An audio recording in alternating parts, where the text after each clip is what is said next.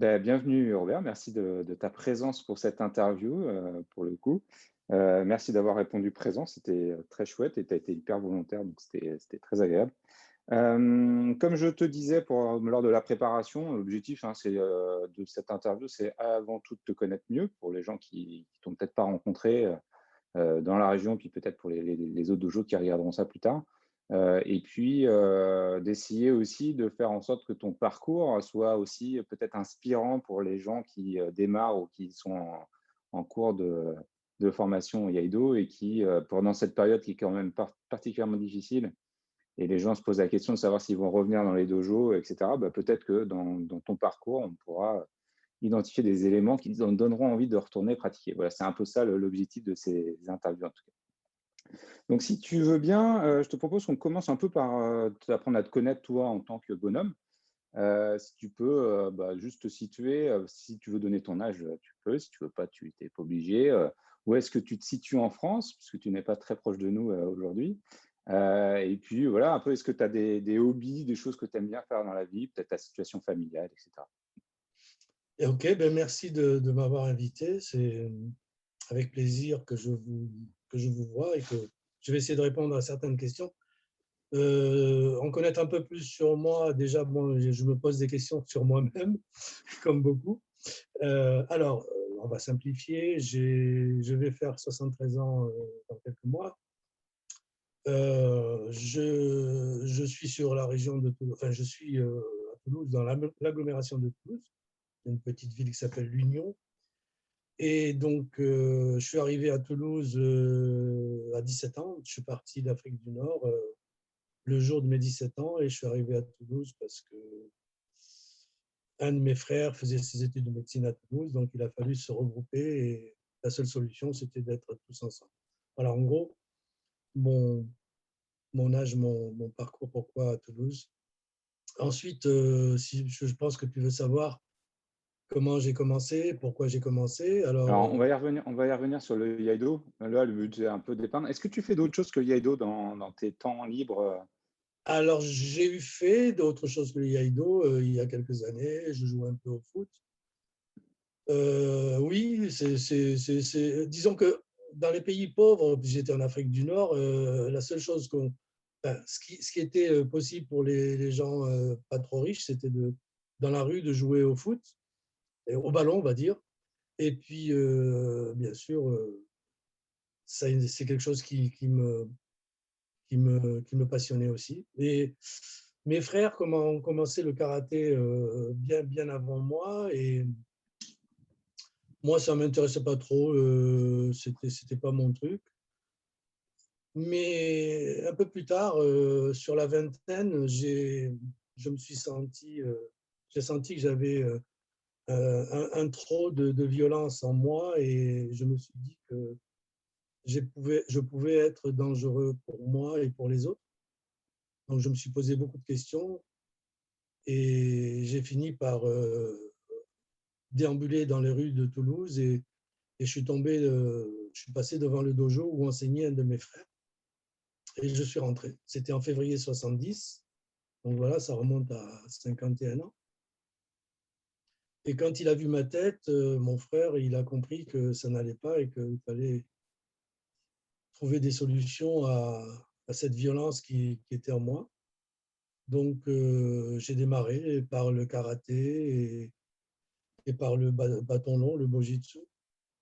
Et au bout d'une année, le prof principal qui était sur Paris m'a demandé de venir un très long séjour, donc plusieurs mois. Je suis resté 8 mois à peu près sur Paris, sur la banlieue de Paris, à Courbevoie, et je m'entraînais avec lui directement. J'habitais dans la maison des jeunes dont il était directeur.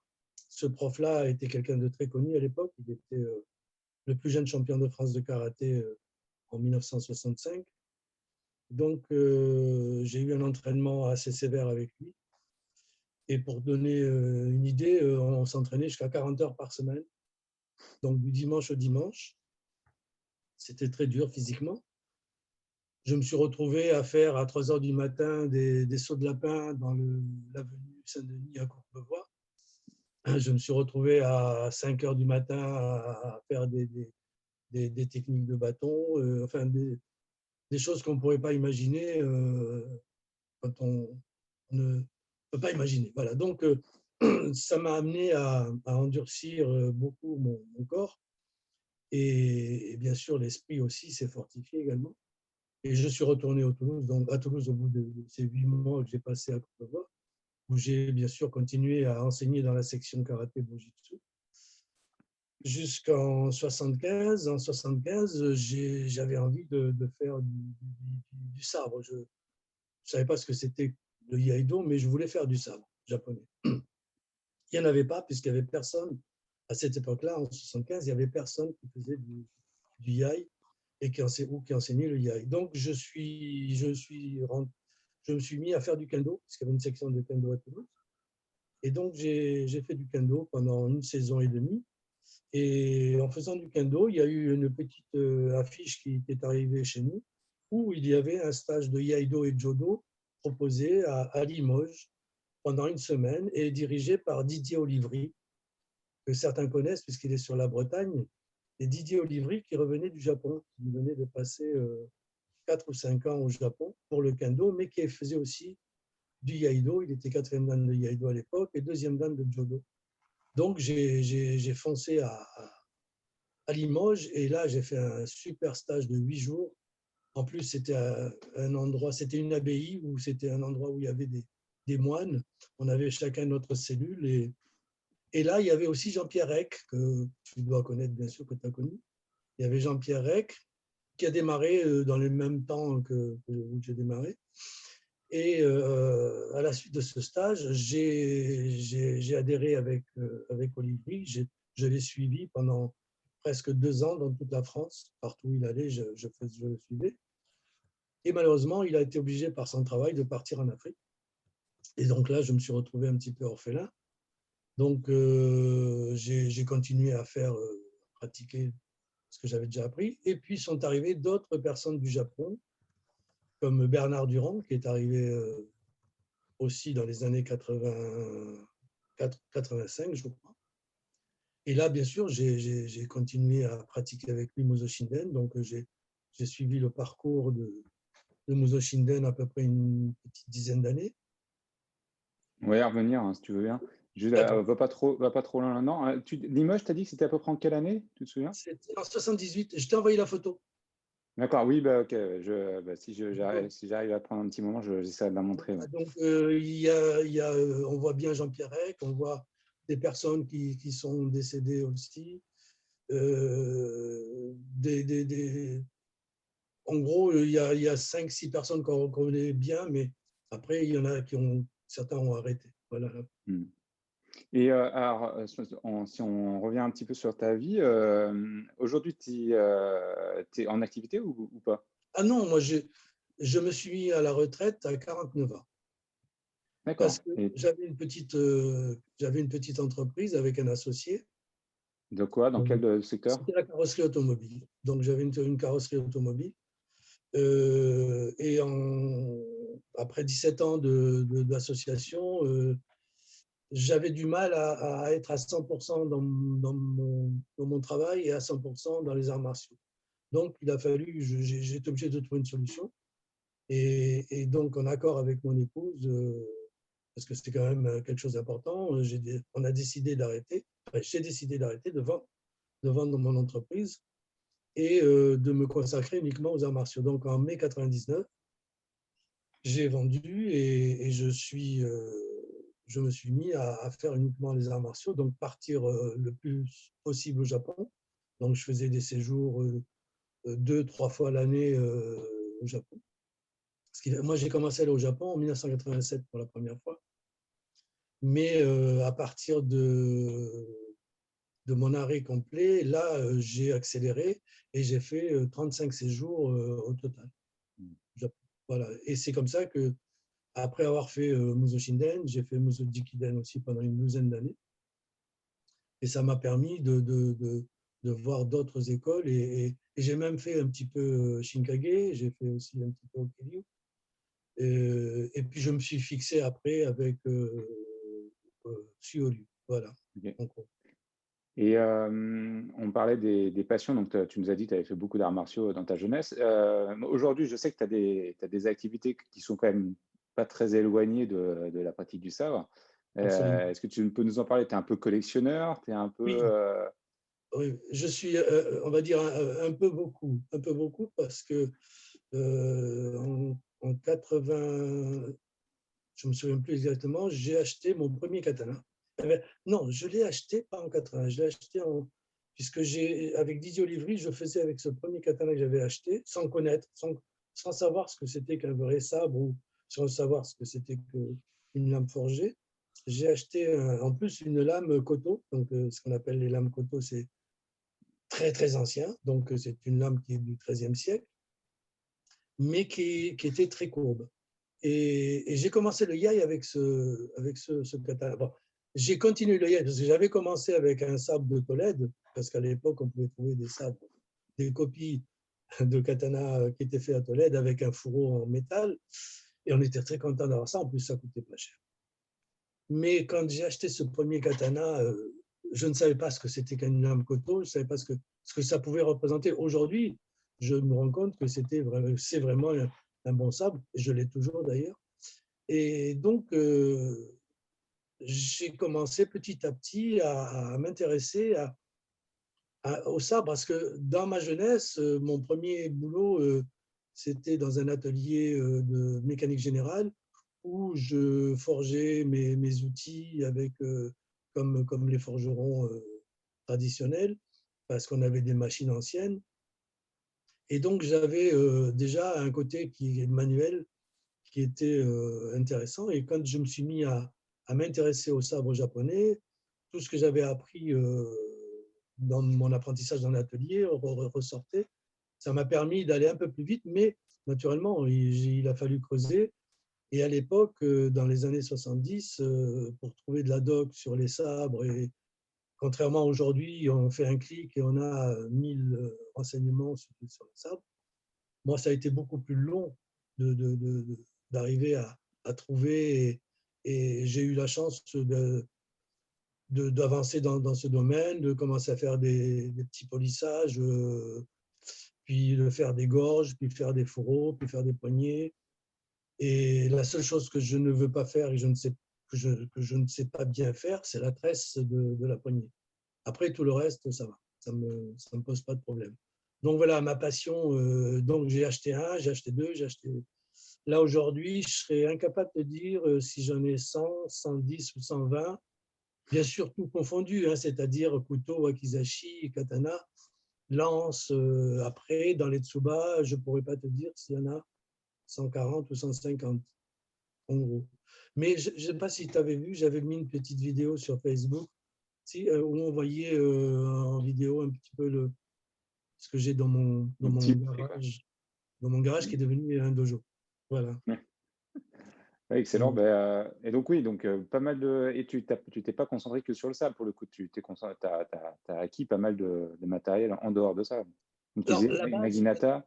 oui, la base, c'est le sabre, naturellement. Mais quand on est dans petit à petit, quand on collectionne, on veut toujours plus, on veut toujours plus. Et puis, je me suis dit, pourquoi pas ne pas avoir une pièce en dehors du katana, une pièce d'autres armes que l'on peut trouver dans le Japon médiéval.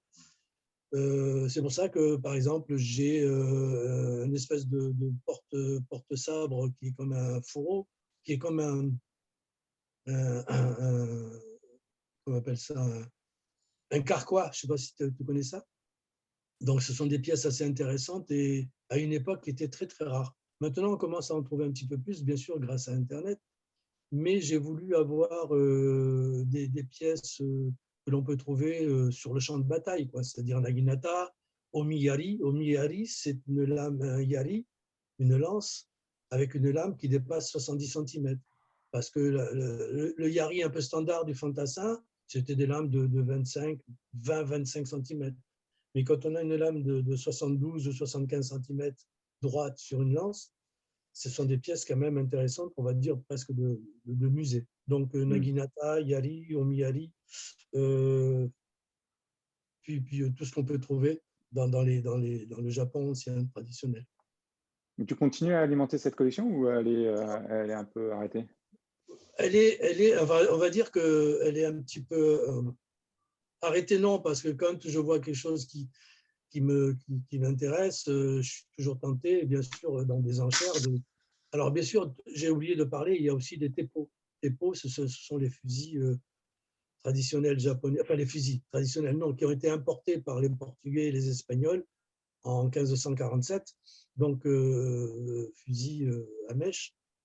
Donc, j'en ai aussi quelques-uns de différents calibres, bien sûr, parce qu'il faut savoir que ça allait du petit calibre de 10 mm à pratiquement des petits boulets. Donc ça aussi, ça fait partie de ma collection. Et naturellement, le problème, c'est qu'il faut fermer les yeux par moment, parce que sinon, il me faudrait… alors, pour pouvoir acheter certaines choses, je suis obligé quand même d'en vendre quelques-unes aussi, parce qu'on se dit, ben, on veut toujours une pièce plus intéressante. Ouais, donc ça prend quand même pas mal de temps, mais Oui. c'est du plaisir, quoi. Alors, juste pour simplifier, je dois avoir 4-5 ans de retard sur la restauration de mes sabres. Et j'ai une demande de katana d'amis ou d'élèves qui est un peu en stand-by. Donc, il va falloir que je me secoue un peu. Pourtant, avec le confinement, tu avais un temps. Alors justement, avec le confinement, on a beaucoup de temps. Sauf qu'il y a les enfants, les petits-enfants à garder. Il y a les travaux à la maison, importants. Il y a bien sûr, de temps en temps, un petit peu de le côté, bon, ben, aujourd'hui non, on attendra demain. Ce qui fait que, voilà, c'est quelque chose que je dois essayer de réparer. Donc pour le coup, c'est bien, tu as répondu à une de mes questions sur ta situation familiale, c'est-à-dire donc tu as des petits-enfants, si on comprend bien. Ah oui, alors j'ai un petit-fils qui a déjà 19 ans, de mon fils aîné, et j'ai de ma fille un petit garçon de 4 ans et demi et une petite de 18 mois. 18 mois. Ce qui fait que tu Voilà. t'ennuies pas. Je ne m'ennuie pas, en plus, comme les crèches et les écoles ont été fermées là pendant un mois, Ouais. il a fallu, puisque mes enfants travaillent, il a fallu pallier à leur demande. Mais c'est un plaisir qui est bien plus important que certaines choses. Mm. Ça passe en premier. Les arts martiaux, ça vient en deux. Merci Robert pour ça. Pour le coup, bah, on va revenir sur la partie Iaido. Ce qui m'intéressait là, par rapport à ce que tu nous as dit, c'est qu'est-ce qui a fait que bah, tu as fait un stage de Iaido et de Judo, on a compris ça, mais qu'est-ce qui a fait que ça a fait la bascule et que tu t'as arrêté le karaté sur lequel tu étais quand même hyper investi, tu avais Alors, beaucoup j'ai pas mis de arrêté temps. pardon, excuse-moi. J'ai pas arrêté d'un coup le karaté et le bojitsu. Tout en continuant à enseigner le karaté et le bojitsu, j'ai fait du iaido et du judo. Mais Donc, qu'est-ce qui t'a attiré? pardon, dans quoi? Qu'est-ce qui t'a attiré dans le Iaido et dans le Judo? Alors, le judo, je connaissais pas du tout, sauf quand je suis allé à Limoges. Moi, j'allais pour faire le iaido. Donc, c'est ce qui m'avait motivé pour aller faire ce stage à Limoges. Et quand à Limoges, Olivry nous a initiés au judo, j'ai trouvé que c'était hyper intéressant parce que moi, je faisais le bojitsu qui fait 1,80 m et le judo fait 1,28 m. Donc, pour moi, ça a été une révélation et j'ai trouvé qu'il y avait vraiment de très bonnes et de très belles choses dans la pratique. Moi, je dis que le iaido, le travail du iaido individuel, c'est une belle pratique, mais je conseille toujours de faire autre chose avec un partenaire. Donc, le judo est un bon complément. Pas complément, je ne pourrais pas dire complément, parce que rien ne doit être complément de quelque chose. C'est une pratique à part entière. Et j'ai bien accroché et je suis toujours très accroché au judo. Par moment, je les mets en concurrence je mets le judo et le iaido en concurrence. Sachant que dans l'école ancienne que je pratique, il y a énormément d'armes différentes. Il y a le iaido, il y a le kempo. Le kempo, c'est du kenjutsu sur le champ de bataille. Il y a le kenjutsu, le kumiai, qui est un iai avec partenaire. Il y a la naginata, il y a le jojutsu, il y a le bojutsu, il y a le kusaligama, qui est la faucille avec la chaîne. Il y a le wakizashi jutsu et il y a le kobusoku, qui est la partie avec armure et couteau perce-armure. plus le Mutodori qui est sans armes, sur attaque d'armes. Donc, c'est un ensemble qu'on peut trouver dans beaucoup d'écoles. Peut-être que tu sais, dans Shinkage également, il n'y a pas que le Iaido, hein, il y a d'autres armes qui étaient étudiées par les samouraïs, parce que le but d'étudier la naginata, c'est pas de l'utiliser, mais c'est plutôt une facilité pour la combattre si on a un sabre et qu'on se trouve face à une naginata, puisqu'on connaît on connaît la technique de la naginata. Donc, on peut appréhender plus facilement un combat contre une arme différente si on a étudié cette arme différente. En gros, c'est pour schématiser. Oui, bien sûr. Ouais. Merci pour ça. Donc le Iaido, là, tu nous as parlé un peu du duo. Le Iaido, qu'est-ce qui a fait que ça t'a intéressé? Est-ce que c'est le rapport à l'arme en lui-même ou est-ce que c'est autre chose dans la C'est pratique l'arme elle-même? au départ. C'est l'arme, Ouais. oui. L'arme qui est, même quand on n'est pas pratiquant de Iaido, moi j'ai beaucoup d'amis qui ne sont pas pratiquants de Iaido, mais qui collectionnent les armes japonaises, les sabres japonais. Donc c'est l'attrait de ce travail. Le travail d'un sabre, c'est extraordinaire quand on connaît la difficulté pour déjà le minerai, pour travailler ce minerai, pour arriver après à forger et à donner cette qualité, cette finesse de travail. Il faut imaginer le nombre d'artisans qu'il faut pour avoir Mm. une lame ancienne. Et naturellement, tous les artisans sont des maîtres dans leur spécialité. Donc, comme je suis quelqu'un de plutôt manuel, je suis très attiré par le côté artistique manuel des artisans. Et quand je suis allé au Japon, dans mes voyages du Japon, j'ai eu aussi la chance d'aller voir Igarashi, qui est quelqu'un, je ne sais pas si tu connais, c'est celui qui vend des sabres et des yaito, mais qui a aussi une collection ancienne et qui travaille avec des artisans de sa région à Seki.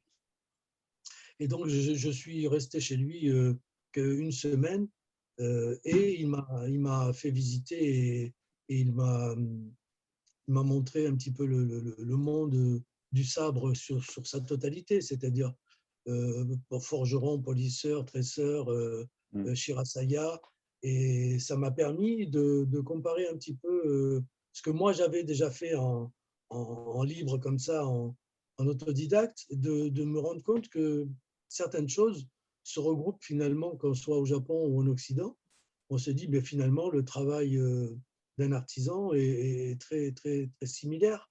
Et j'ai pu faire des comparaisons de ce que moi je faisais en autodidacte et me rendre compte que j'apprenais aussi par moi-même et j'ai pu me rendre compte qu'il y avait aussi des choses en commun. Voilà. Ouais. Merci pour ça. Je te propose qu'on revienne à ta partie un peu chronologique sur ton parcours de Iaido et puis des arts martiaux en général. Tout à l'heure, tu nous as un peu évoqué, donc ça a démarré pour l'Iaido et le Jo sur ce stage à Limoges. Oui. Tu me disais dans la fin des années 70. Qu'est-ce que, après, donc tu nous as un peu évoqué une chronologie. Est-ce que tu veux revenir un peu là-dessus? C'est quoi ton parcours, où est-ce que tu t'es entraîné, etc. D'accord. Donc, à partir de 78, avec Didier Olivry, j'ai démarré enfin, j'avais déjà commencé à faire du Iaido, mais un peu en autodidacte, parce qu'il y avait déjà eu des personnes qui avaient commencé à faire des petites choses comme ça, mais c'était un peu en autodidacte comme ça. Donc, on ne parle pas de cette partie-là. Donc, à partir de 78, je me suis dit, là, je peux dire que j'ai commencé à étudier sérieusement le Iaido. Et comme il n'y avait que Muso Shinden, on ne pouvait pas imaginer qu'il puisse y avoir autre chose. Donc, pour moi, le Iaido, c'était Muso Shinden. Sauf que jusqu'au moment où je me suis rendu au Japon, en 87, je me suis rendu compte qu'il n'y avait pas que Muso Shinden. Mais ça m'a permis de voir qu'il y avait d'autres écoles. Pour revenir à pourquoi j'ai changé de Muso Shinden à Muso Jikiden, c'est qu'au bout d'une dizaine d'années de Muso Shinden, j'avais des questions sur des techniques et j'avais pas de réponse sur les techniques. Donc, il faut faire comme ça parce que c'est écrit comme ça. Et moi, ça me dérangeait. Avec le karaté, c'est différent. Quand on voulait faire quelque chose, on disait ben, mets-toi en face et on tapait sur les abdos et on avait la réponse pourquoi on faisait telle ou telle technique. Donc, j'ai eu la chance de rencontrer quelqu'un qui faisait Muso Jikiden, un Japonais qui était de passage sur la France. Et j'ai eu des réponses à mes questions. Alors, ce qu'il faut savoir, peut-être que je t'apprends rien, c'est que Muso Shinden, c'est un dérivé de Muso Jikiden. Hein. Ce sont des formes qui ont un petit peu dévié à partir de Nakayama Akudo et en fonction de son âge, d'un âge en pleine forme à un âge beaucoup plus avancé, ces techniques ont beaucoup évolué ou changé. Hein. Et donc, on retrouve les mêmes katas, mais fait un petit peu avec des variantes.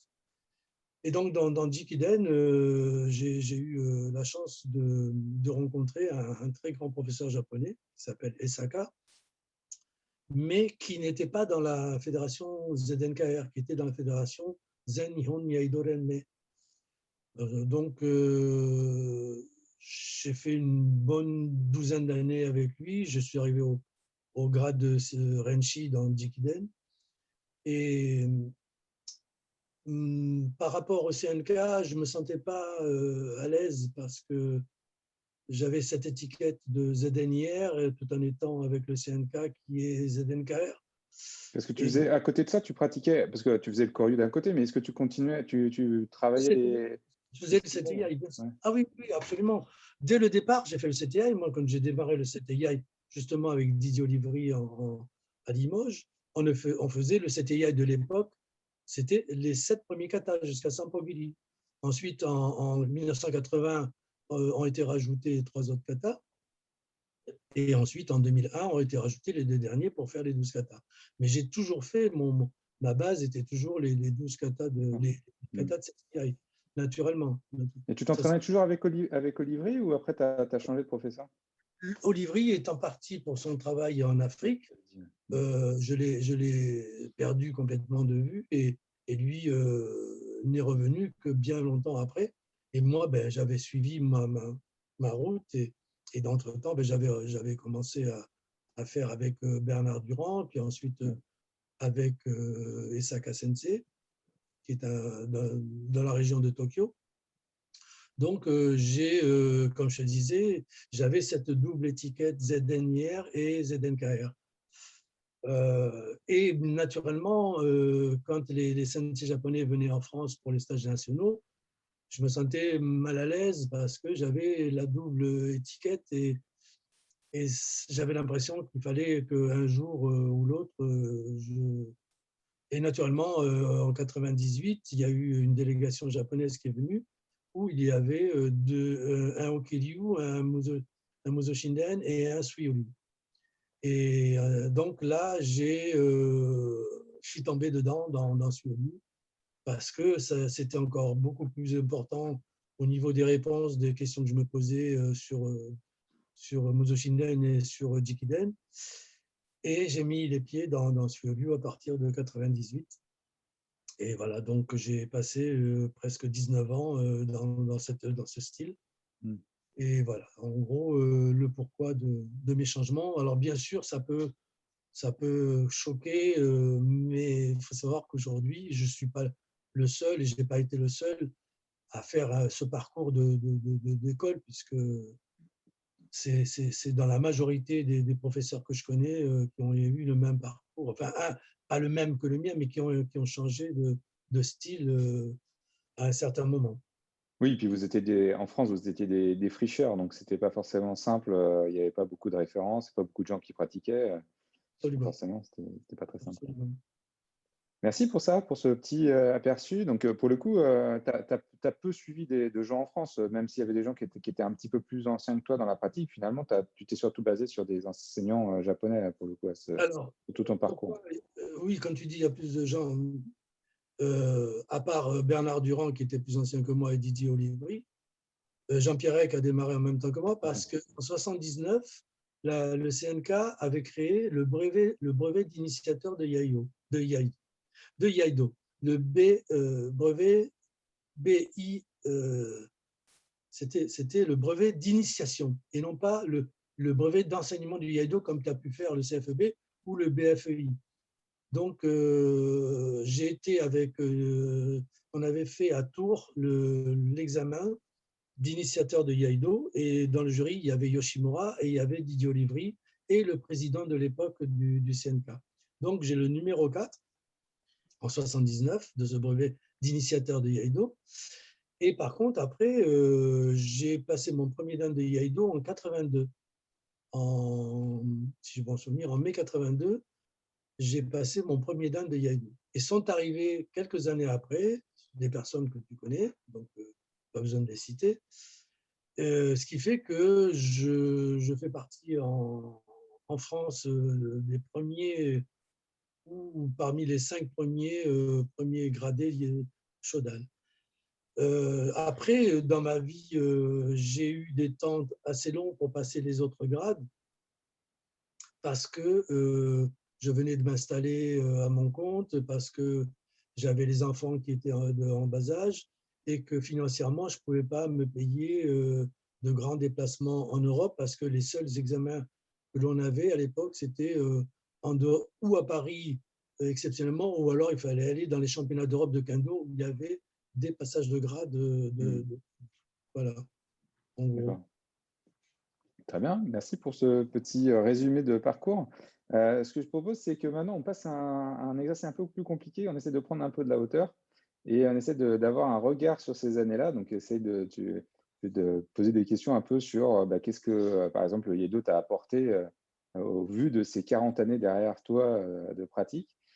Qu'est-ce que ça t'a apporté? Est-ce qu'il y a eu des moments, par exemple, des moments difficiles dans la pratique, dans la progression, des choses plus, au contraire, des super bons souvenirs, des trucs très, très chouettes? Est-ce que tu as voilà, un peu. Les bons souvenirs, alors les bons souvenirs, naturellement, il y en a. Après, des difficultés, il y a eu beaucoup de difficultés, bien sûr, parce que ça se paye très cher de faire ce que j'ai fait. Ça se paye très cher. Je parle sur le plan familial, puisque on est très, très souvent absent. Donc, j'ai eu des moments où j'ai failli arrêter complètement parce que je passais plus de temps dehors qu'à la maison. Et naturellement, il y a eu des reproches indirects, enfin, sans des reproches des enfants, des reproches qui presque m'auraient amené à des difficultés familiales importantes. Donc, naturellement, on retire les bons côtés, mais ce qui a été difficile, je l'ai encore sur les épaules et je me dis que si c'était à refaire, je referais peut-être différemment avec l'expérience d'aujourd'hui. Mais avant tout, que ce soit pour les jeunes et les moins jeunes, faites attention. Les budo sont des choses. Le budo est vraiment quelque chose d'intéressant et une pratique que je recommande. Mais n'oubliez pas qu'il y a aussi la famille et avec la famille, il y a la santé qui va avec. Donc, pour les bonnes choses, j'ai eu la chance, grâce au Yaido, de me retrouver, par exemple, dans les couloirs du ministère des Affaires étrangères à Tokyo, faire pratiquer. Donc, en plein ministère des Affaires étrangères, je me suis retrouvé, bien sûr, grâce au Yaido, j'ai eu le consul du Japon qui est venu chez moi à Toulouse. Grâce au Yaido, j'ai pu saluer l'empereur et l'impératrice du Japon. Grâce au Yaido, j'ai rencontré, je dirais, un peu plus d'une cinquantaine de sensei avec qui j'ai pu travailler. Donc, j'ai naturellement de très, très bons souvenirs. J'ai eu, bien sûr, par certains moments, des remises en cause où je me suis dit, bon, j'arrête tout. Et puis, j'ai surtout en mémoire une image qui m'a toujours donné la force de continuer. C'est pendant un Taikai à Kyoto, puisque j'allais régulièrement à Kyoto, pratiquement chaque année, pour voir. Et puis après être spectateur, je suis passé dans sur le parquet. Donc j'ai pratiqué aussi pendant le Taikai, puisqu'il fallait un certain grade pour faire le Kyoto Taikai. Et j'ai eu, comme je disais, cette image d'un sensei japonais qui avait du mal à se déplacer sur le parquet pour arriver au point de départ. Mais une fois qu'il était sur la ligne le trait de départ de la pratique, le speaker du Taikai l'a présenté en disant Monsieur Untel, 94 ans. Et là, je me suis dit, hop, il y a quelque chose. Et je l'ai vu pratiquer tout en simplicité. Naturellement, il ne se mettait pas en César, naturellement. Et je me suis dit, voilà, c'est ça le Iaido pour moi. Donc ça, c'est ma prochaine étape. C'est arriver à 90 ou 94 ou 95 et continuer à dégainer, même si c'est un sabre qui est gentil, mais c'est un sabre qui donnera la vie. Voilà, c'est le plus important. C'est un souvenir extraordinaire que j'ai de cette personne, que j'ai en vidéo. Si un jour tu veux, je te le montrerai parce que je l'ai filmé ce jour-là. Ah, super, ouais. Carrément. Et à côté, Et- excuse-moi, juste pour Vas-y. donner un complément à ce que je viens de dire, à côté de ce sensei de 94 ans, il y avait un autre sensei que tu connais et que j'admire énormément, qui s'appelle Ueno Sensei. Oui. Et donc, il y avait Ueno Sensei qui est un volcan, qui est un, je ne sais pas si tu vois son image, mais qui est très âgé aussi, mais qui n'avait pas 94 ans quand j'ai filmé. Et il y avait les deux côtés, quoi. Il y avait le 94, la personne 94 ans, avec ce yai qui était très, très doux, et à côté, ce yai qui était avec toute une puissance, comme tu peux le voir un peu chez Ueno Sensei. Voilà, c'est cette image qui est intéressante que j'ai en vidéo. Hmm. Et que j'ai dans la tête, bien sûr. Très bien, super, merci beaucoup pour ça. Est-ce que tu as avec le recul, qu'est-ce que ça t'a apporté, l'IA? Est-ce que tu arrives à percevoir les apports que ça t'a donné? Parce qu'apparemment, dans les interviews qu'on a fait jusqu'à maintenant, c'est toujours assez difficile de le voir. On le voit chez les autres, mais on ne le voit pas forcément chez soi. Est-ce que toi, tu arrives à avoir en tout cas, tu arrives à percevoir des choses qui vont changer chez toi grâce à la pratique? Alors, qui ont changé chez moi grâce à la pratique. Hmm. Oui, la tolérance, déjà, grâce à la pratique. La tolérance en premier, la vision, ce que je cherche dans ma pratique, c'est de donner, de construire les élèves. Enfin, on va dire, peut-être grâce à ce que moi je fais ou j'ai fait, j'essaye de doser chaque individu qui est en face de moi, de lui donner le carburant dont il a besoin.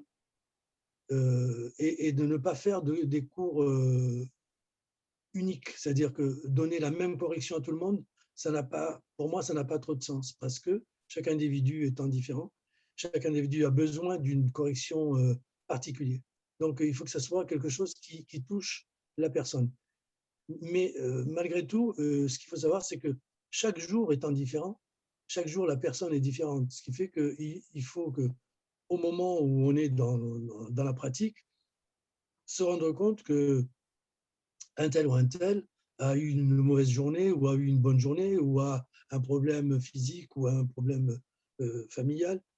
Et il faut arriver à doser et à comprendre que ce qui est important, c'est que la personne ait du plaisir à être là et que ce plaisir, il puisse le montrer dans sa pratique. Que ce soit une pratique de plaisir, mais toujours en ne se prenant pas trop au sérieux. Hein, je veux dire, ne pas être plus sérieux qu'on devrait être, mais surtout ce côté, je suis content de pratiquer, mais je ne suis pas satisfait de ma pratique. J'ai plaisir à pratiquer, mais je ne suis pas satisfait parce que j'ai encore beaucoup de choses à découvrir. Et ça, c'est le côté, pour moi, le plus important, mais le plus difficile. dans une pratique. Hein. C'est ce que tout le monde doit chercher à faire. C'est ce côté plaisir, mais en même temps continuer à polir. Comme le polissage d'une lame. Le polissage d'une lame n'est jamais dans sa totalité. Il y aura toujours encore un peu de polissage à faire, malgré que la lame soit bien et que l'on voit tous les grains de l'acier. J'imagine qu'après 40 ans, on apprend la patience alors. Moi, c'est ce que j'essaye de faire parce que c'est mon but, c'est d'arriver à changer. Bon, mon épouse te dira que je me bonifie comme le vin, mais il faut faire un grand travail. Mais je ne suis pas encore totalement satisfait de mon parcours parce que je me rends compte que mon échéance est de plus en plus juste et je me dis que j'ai très peu de temps pour arriver encore à être mieux que ce que j'aimerais être. Donc, depuis quelque temps, et surtout depuis la pandémie, le Covid, je me pose plus de questions qu'avant le Covid parce que je vois que autour de moi, il y a des personnes qui régulièrement se retrouvent dans des enterrements et on se dit que il faut essayer d'être encore mieux chaque jour et arriver à être, je ne dirais pas dans la perfection parce que ça n'existe pas la perfection. Pour moi, la perfection, ça sera quand je serai entre quatre planches. Donc, ça sera ça la perfection. Mais pour l'instant, il faut encore polir. Tu arrives à trouver du temps pour t'entraîner, à trouver des moments et tu arrives à progresser, à te rendre compte un peu des progrès que tu arrives à faire aujourd'hui? Est-ce que… Alors, dans ma tête, je pratique dans ma tête.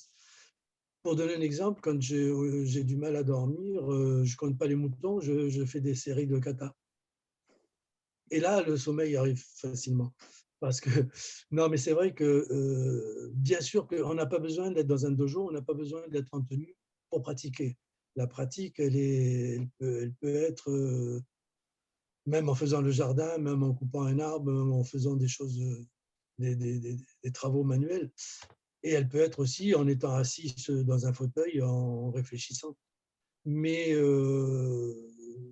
non, parce à un certain moment, on peut allier le côté mental et le côté physique. Hein. Donc, ce que je n'ai pas dit dans ma pratique de début, c'est que j'ai pratiqué donc karaté bujitsu, mais je pratiquais aussi zazen. Je pratiquais énormément zazen. Je pratiquais tous les jours, matin et soir, et tous les jours de la semaine. Donc, jusqu'au Pendant jour où combien de temps? pendant des années, de longues années, jusqu'au jour où il y a eu l'accident parce que j'avais pas un maître qui me guidait dans la pratique du zazen. Et ça, je ne le savais pas. Donc, j'ai eu l'accident, c'est que je me suis retrouvé au plafond avec le sol à 3 mètres sur mes pieds. Ça, c'est le danger de la pratique sans un guide. C'est pour ça que j'ai arrêté très vite le zazen parce que je n'avais pas de maître dans le zazen. Mais ça aurait été une pratique que j'aurais aimé continuer également. Mais bon, on ne peut pas tout faire. On ne peut pas faire 40 heures de pratique par semaine. On ne peut pas faire tous les jours de la semaine pratique. Je me souviens, même en ayant eu mon premier fils, on allait au gymnase avec mon épouse parce qu'elle a pratiqué un peu avec moi. Et on allait avec le couffin dans le gymnase et on pratiquait du samedi au samedi. C'est-à-dire, on n'avait aucun jour de la semaine de libre, Oui. du lundi au lundi. Après, je suis passé du lundi au vendredi, donc je ne pratiquais plus le samedi et dimanche.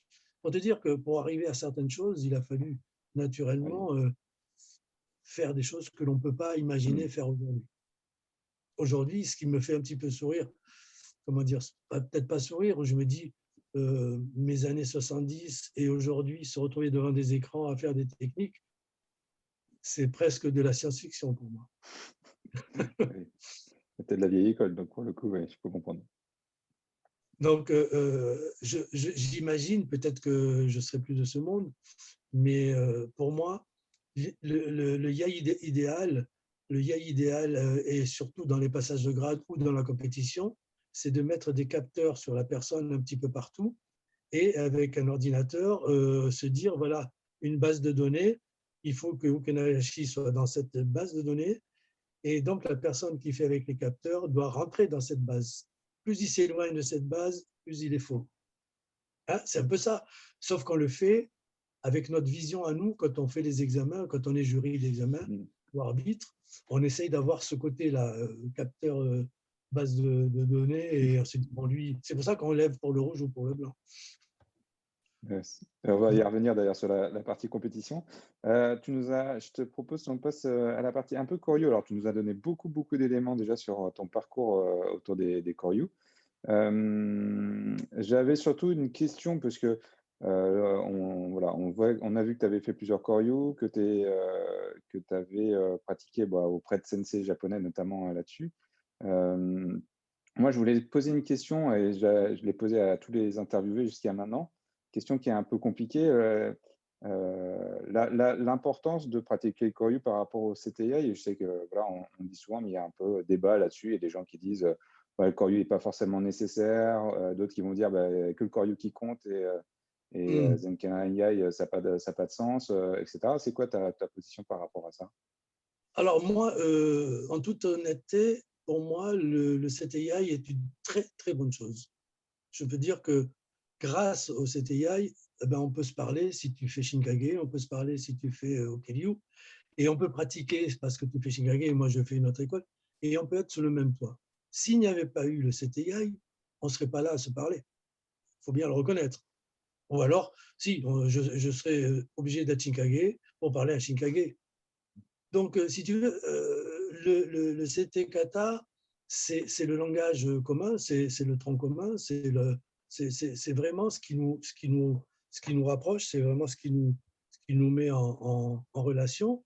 Et en même temps, moi, quand je fais du CT, j'essaye vraiment d'être dans la pratique du CT. C'est pas un CT de complaisance, c'est enfin, j'essaye d'être au plus près du CT que propose la ZNKR. Donc, j'ai jamais arrêté le CT. Par contre, je peux te dire qu'au Japon, il y a des dojos où on te dit ne faites pas le CT parce que vous ne pourrez pas progresser dans le Koryu. Ça, c'est complètement faux. C'est une idiotie complète. Mais naturellement, il y a très peu de dojos qui. Moi, j'en ai connu un et c'est vrai que c'était choquant, mais je n'ai pas arrêté parce que le sensei disait ne le faites pas, vous ne pourrez jamais progresser. J'ai continué à le faire et je continuerai à le faire. Et l'apport, est-ce qu'il y en a un qui apporte à l'autre? Est-ce que les deux se nourrissent? Comment Alors, ton expérience? oui. On veut dire que dans le Koryu peut apporter quelques réponses aux questions que tu peux te poser dans le CT. Je suis sûr que dans le CT, tu te poses des questions et tu trouves que ce n'est pas du tout réaliste de faire certaines techniques dans le CT. C'est clair. Je pourrais te démontrer que dans plein de katas du CT, c'est uniquement un travail basique qui est fait pour ce que tu dois savoir, enfin, ce que les pratiquants doivent savoir, c'est que le CT kata a été créé pour les kendoka, uniquement pour les kendoka. Il n'était pas question que toi qui ne fais pas du kendo, tu sois en train de faire du CT aujourd'hui, et moi pareil, sauf si j'avais continué le kendo. Mais le CT a été créé pour les kendoka. Et les choses ont été complètement différentes, puisque combien de kendoka tu connais qui pratiquent le CT? 1%, 2%, 3%, 5%? Donc, la réponse, elle est là.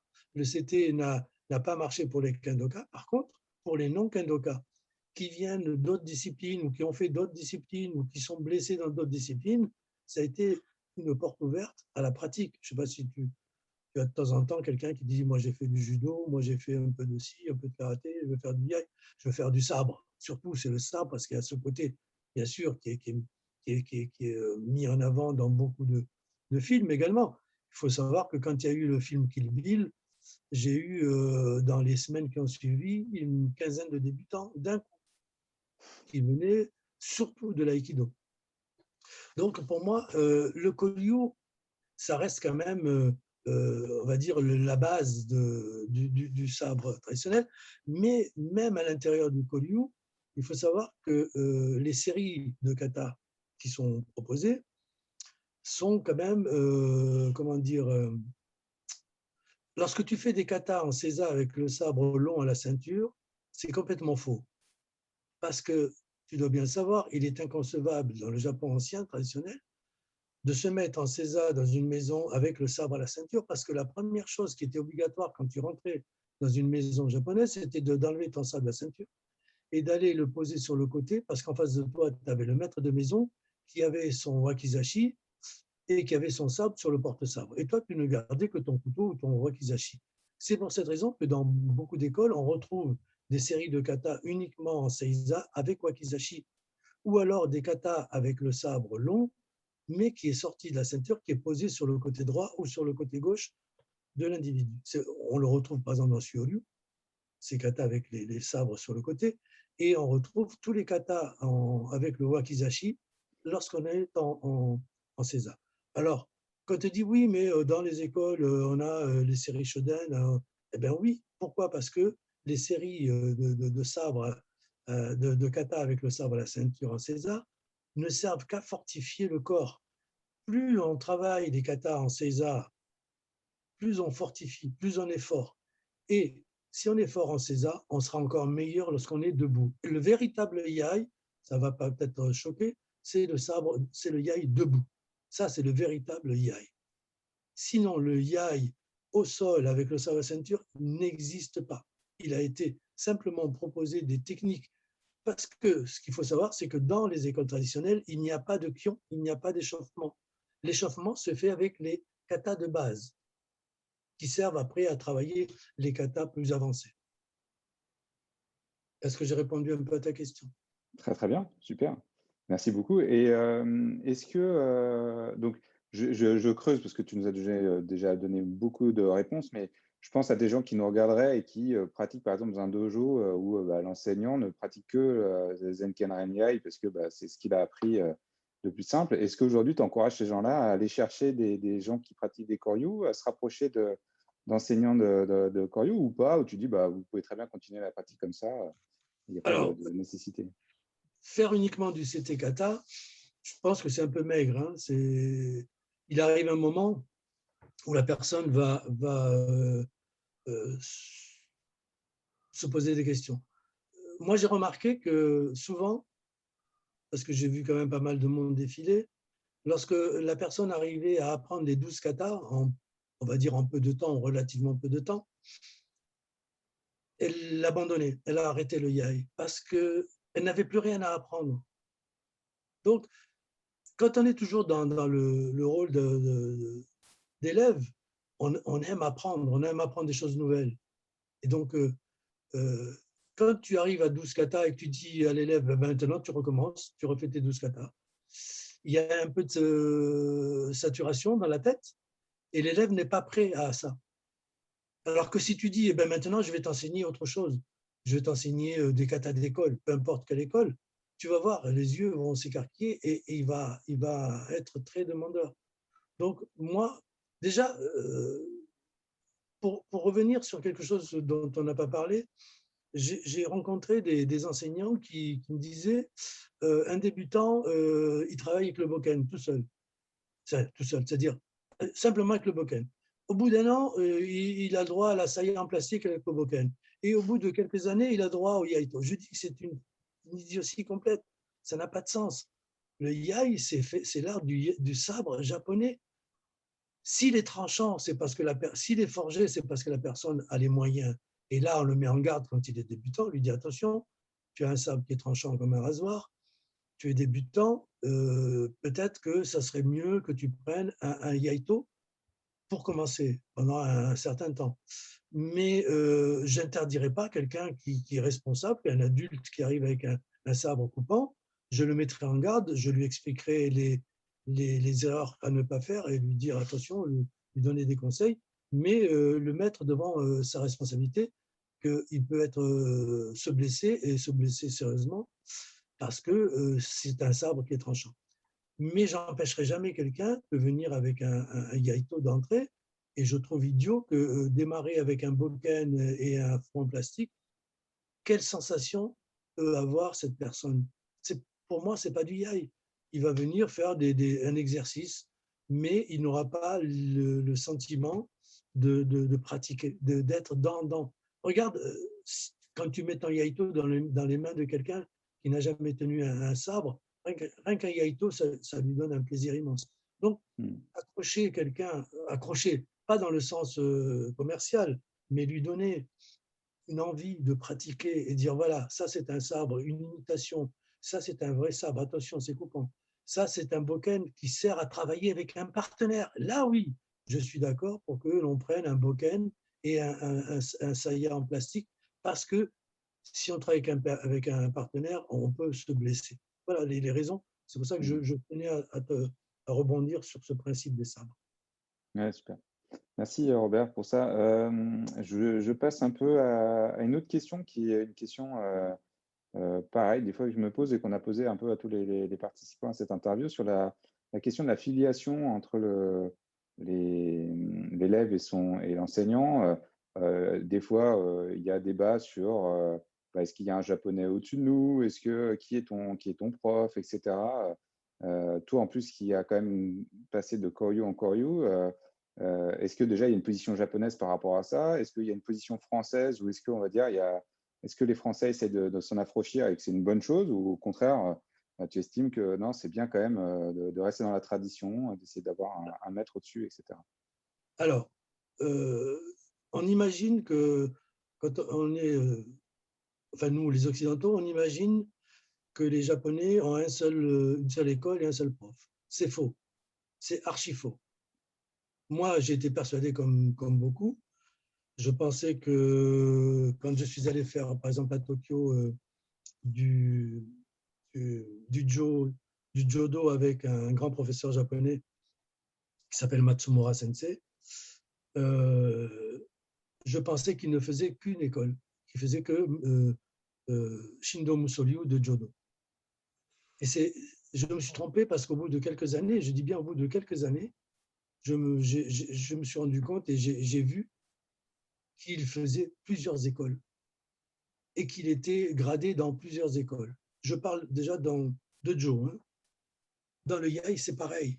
Quand on prend les grands professeurs que les Occidentaux ont côtoyés en Yai, comme Okada Sensei, le grand-père Okada, il ne faisait pas que Muso Shinden. Il faisait Jikiden, il faisait une école de Kenjutsu qui s'appelle Kuramayu. Il faisait 4-5 écoles différentes de Yai et 2 ou 3 écoles de Kenjutsu. Alors, j'ai du mal à comprendre, et à l'époque encore moins, je comprenais encore moins, mais aujourd'hui encore, je me pose la question, pourquoi les sensei japonais nous ont donné toujours l'idée qu'il fallait avoir une seule relation avec un seul professeur? Je me pose la question et je me dis qu'eux ne l'ont pas suivi et pourquoi ils ont cherché à nous faire suivre cette règle. Voilà, je me pose la question et j'aurai peut-être jamais la réponse. Ouais, on disait ça parce que aussi dans le kendo, par exemple, ils se sont affranchis de ça depuis longtemps. Ils s'entraînent souvent dans les dojos des autres, etc., avec plus ou moins de liberté. Mais alors qu'en Yai, il y a souvent des freins en lien avec ça. Complètement, complètement. Et c'est vrai, cette question que tu poses, elle est juste parce que je te dis, moi, je suis encore à me poser la question, mais quel idiot j'ai été à certains moments de croire qu'il n'y avait que une école par enseignant, et c'est complètement l'inverse. Alors, il faut savoir que on n'est pas japonais, on ne sera jamais japonais et on ne sera jamais accepté dans la totalité de ce monde-là. Oui, oui, je vois très bien ce que tu veux dire. Je te propose qu'on passe à un autre sujet sur la partie compétition. Toujours pareil, on reste sur les sujets qui, des fois, fâchent. On sait, en Iaido particulièrement, parce qu'en Kendo, c'est toujours pareil, ça ne se pose pas trop comme question, mais la compétition est remise en cause sur dans certains dojos. Certains enseignants estiment que ça n'a aucun sens de faire du Iai et de faire de la compétition. Alors toi, tu étais un juré de compétition arbitre de compétition depuis longtemps au niveau européen. Et déjà, est-ce que tu as fait et compétiteur, hein, voilà. Alors, justement, est-ce que tu as fait de la compétition jusqu'où? Et puis, quel est ton avis sur la question aussi? J'ai fait de la compétition du premier dan au 6e dan. Donc, oui, je peux en parler. La compétition, je dirais que c'est un très, très bon outil. Je ne suis pas à 100% pour la compétition, mais je suis à 100% lorsque un outil peut nous apporter. Donc, naturellement, les compétitions, les premières compétitions, j'ai gagné la coupe du CTN de Iaido en 84 à Paris. Ça a été ma première compétition. Et naturellement, j'ai des souvenirs de cette compétition, parce que c'était ma première compétition de Yai. Et ça a beaucoup évolué depuis les années 80 à aujourd'hui. Il y a eu beaucoup de changements dans la compétition, aussi bien du côté compétiteur que du côté arbitrage. J'ai fait de la compétition pour le groupe France. J'ai fait la deuxième place à Bruxelles en 2001 en 5e dan. J'ai fait la compétition au Japon. J'ai fait deuxième en 6e dan. C'était en 2003, je crois.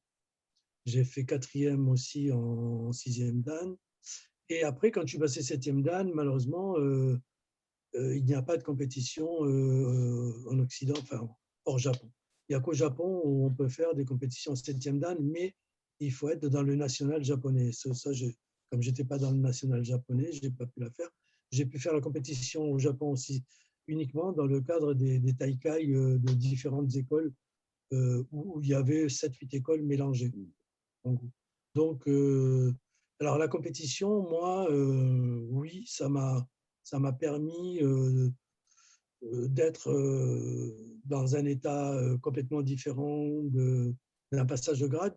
Pour moi, la pratique dans le dojo, la pratique dans la compétition et la pratique dans le passage de grade sont trois pratiques différentes. Complètement, enfin complètement. Non, quand on est de l'extérieur, on voit le même kata, mais à l'intérieur, on n'est pas dans le même kata. On ne peut pas être dans le même état compétiteur que dans un état de passage de grade. Il y a un état différent parce que ce ne sont pas les mêmes vues, les mêmes regards qui sont portés et ce que l'on doit démontrer. Quand on fait un passage de grade, on doit démontrer qu'on est du niveau que l'on propose, mais moi je dirais que ce n'est pas le niveau que l'on doit proposer, que l'on doit faire quand on passe un passage de 5e, on ne doit pas arriver avec un niveau de 5e. Il faut arriver avec un niveau de 6e. C'est ce qui nous permet, c'est comme quand tu sautes un obstacle, il ne faut pas te limiter, il faut sauter plus haut que ce qui est la barre, que la barre, d'accord? Donc, ça, c'est pour le passage de grade, c'est ce que je recommande, c'est que tu dois arriver avec un niveau bien supérieur pour que tu te dégages du lot. Parce que quand il y a 4 personnes devant moi dans un examen, il y a toujours une ou deux personnes qui se dégagent du lot. Et ce qui permet de dire, ben, ça c'est bien, et ça c'est bon. Et donc ceux qui ne se dégagent pas, ça c'est moins bon, et qui risquent d'avoir une belle croix sur leur tête. Pour la compétition, on est plus en relation avec celui qui est à côté, même si on ne le voit pas. Quand j'ai perdu ma finale de 6e dan au Japon, le finaliste qui était avec moi, c'était un grand monsieur de Shinkage, que tu dois connaître, qui s'appelle Mori, qui est pas copain avec Matsuoka Sensei. Je ne sais pas si tu le sais. Et donc, quand on voit Mori travailler Shinkage, ça fait mal. C'est vraiment quelqu'un de, je dirais, excellent. Et quand j'ai fait la finale contre lui, en 6e dan, j'entendais son sabre qui sifflait et j'entendais son corps se bouger et il faisait des katas de Shinkage qui étaient vraiment de, je dirais, clarté. J'ai la vidéo, je ne sais pas si tu as vu la vidéo, je l'avais mise sur Internet. Je me suis dit, j'ai aucune chance. J'ai perdu 2-1, donc j'aurais pu gagner 2-1 aussi. Mais ça a été pour moi, vraiment, je me suis dit, perdre la finale avec cette personne-là, qui est beaucoup plus ancien que moi dans la pratique, qui a une pratique vraiment de qualité, ça a été un très bon souvenir de compétition. Après, pour changer un petit peu mais en restant toujours dans la compétition, je ne me prépare jamais à une compétition. 5 minutes avant de mon passage, je m'isole dans un coin, je me mets dans un coin où on ne me voit pas et je répète les katas 1 ou 2 fois. Mais 5 minutes avant, c'est tout. Mais je ne prépare jamais 2 heures avant, ou une journée avant, ou une semaine avant, ou un mois avant, me dire je vais faire la compétition ou je vais faire un. Principalement pour la compétition, c'est comme ça. Parce que pour moi, la compétition, c'est un peu comme le champ de bataille. Quand tu vas sur le champ de bataille, tu ne dis pas à ton adversaire, attends, je ne suis pas chaud, je vais m'échauffer, puis je vais te combattre. Et comme disait un des grands samouraïs du Japon médiéval qui s'appelait Tsukahara Bokuden, qui était un peu le parallèle de Miyamoto Musashi, il disait, alors ce samouraï, pour le situer, il est mort de sa mort naturelle après avoir eu gagné 63 duels. Donc, je ne sais pas si tu vois la qualité de samouraï. Lui disait que le meilleur entraînement, ce n'était pas le dojo, c'était le champ de bataille. Parce qu'il avait quand même fait 2 grosses batailles.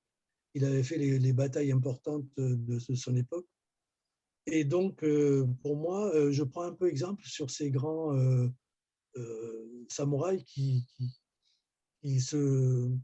s'échauffaient sur le champ de bataille, mais qui gagnaient leur duel. Donc, pour moi, la compétition, c'est se préparer un petit peu dans la tête, surtout dans la tête, et physiquement, 5 ou 10 minutes avant de passer. Je ne sais pas si j'ai répondu un peu à ta question. Oui, oui, alors je vais même aller un peu plus loin. À qui tu conseillerais, oups là, je suis en train de perdre l'équilibre, hop là, à qui tu conseillerais à la compétition? Qu'est-ce que ça peut apporter à quelqu'un d'être compétiteur aujourd'hui? Qu'est-ce que ça va lui Ça amener? apporte, ça apporte énormément de choses. Déjà être un peu plus sûr de soi. Déjà se confronter à un scénario qui est très difficile puisqu'on est dans une arène, hein, on est vu, on est observé, on est jugé, on est critiqué, il y a tout ce qu'on ne souhaite pas à quelqu'un parce qu'on n'aime pas être jugé, on n'aime pas être mal jugé, on n'aime pas qu'on dise ah ben, t'es mauvais. C'est quoi être mauvais? Est-ce que cette personne qui est mauvaise sur le champ de bataille ne serait pas la meilleure? Qui est-ce qui peut faire la différence? Qui est-ce qui peut dire que ça, c'est dans le combat réel, ça peut être plus que ça? C'est pour ça que il faut essayer se dire que la compétition, c'est très difficile. Je trouve que c'est une remise en question qui est hyper difficile, mais qu'on doit bien sûr mettre en pratique parce que c'est quelque chose qui nous sort de notre petite ou de notre pratique habituelle du dojo. Au dojo, on est les plus beaux, on est les meilleurs parce qu'on est entre copains. En gros, on est qu'avec des personnes que l'on connaît.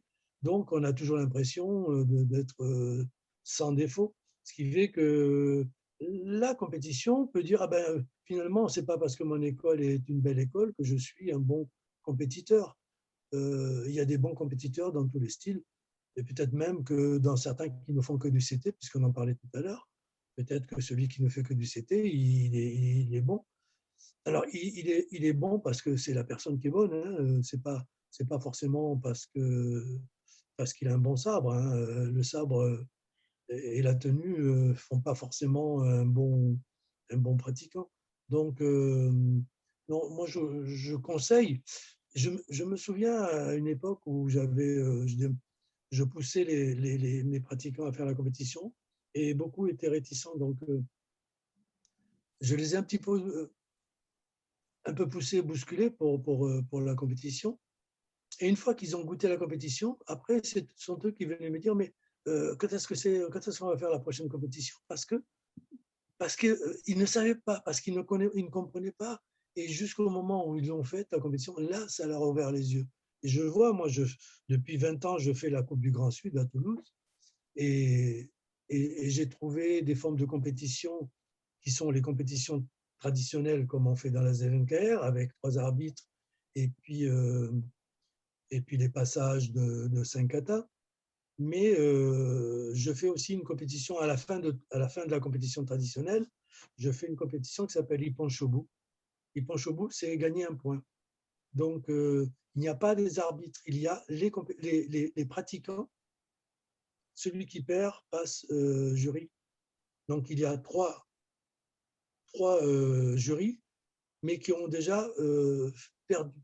Et à chaque fois qu'il est un perdant, il vient remplacer un des jurys qui, lui, repart dans la file pour faire. Donc, c'est un seul kata, un perdant qui sort. Et le gagnant reste en place. Alors, pour donner une idée, il y a 2-3 ans, il y a 3 ans, j'ai un de mes élèves finlandais qui a gagné la compétition au bout de 40. Il y avait 40 participants, donc à la queue leu. Et donc, il a dû faire 35 ou 36 passages victorieux. Tu vois, et là, tu tombes sur n'importe quel grade, puisque c'est du Q à 5e dan. Ça veut dire que tu peux perdre sur un haut gradé. Et c'est ce qui est intéressant dans la compétition, c'est qu'il faut arriver aussi, comme en équipe, où il n'y a plus le grade qui est mis en face du grade. Donc là, le Ippon Shobu, ça permet de te confronter à des plus gradés et des moins gradés. Et donc, t'attendre à perdre contre un moins gradé. Et ce qui est intéressant, c'est ça, c'est que tu peux faire des passages. Si tu as 40 ou 50 pratiquants, tu peux faire 30 ou 35 ou 40 si tu gagnes dès le premier combat. Si tu es le meilleur d'entrée, tu vas gagner tous les pratiquants. Et ça, c'est une coupe spéciale qui est remise à la personne à la suite de cette compétition. Donc, pour moi, oui, la compétition, oui, mais ne pas en faire un seul cheval de bataille, ne pas en faire un seul but. Comme les Dan, le passage de Dan n'est pas le seul but.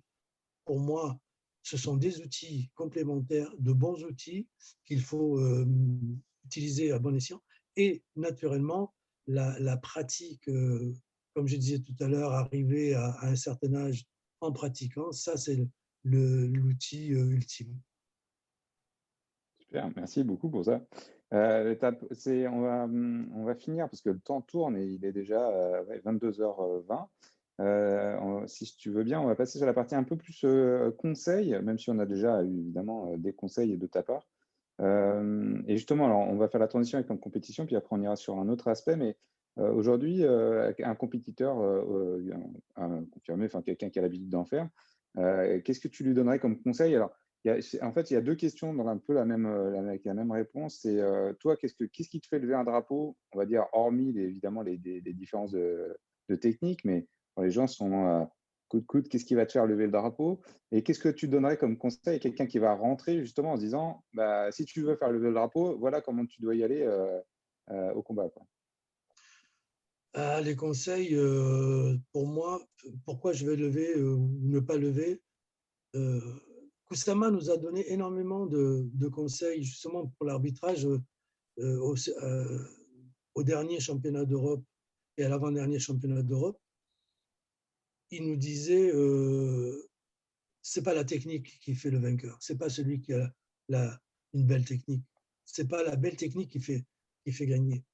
Ça peut choquer, hein, mais venant de Kusama, nous on était aussi avec les yeux un peu écarquillés, et il nous disait, oubliez la technique, regardez un peu plus, si vous pouvez, si on est capable de voir ce qu'il y a à l'intérieur, ce qui se dégage du compétiteur.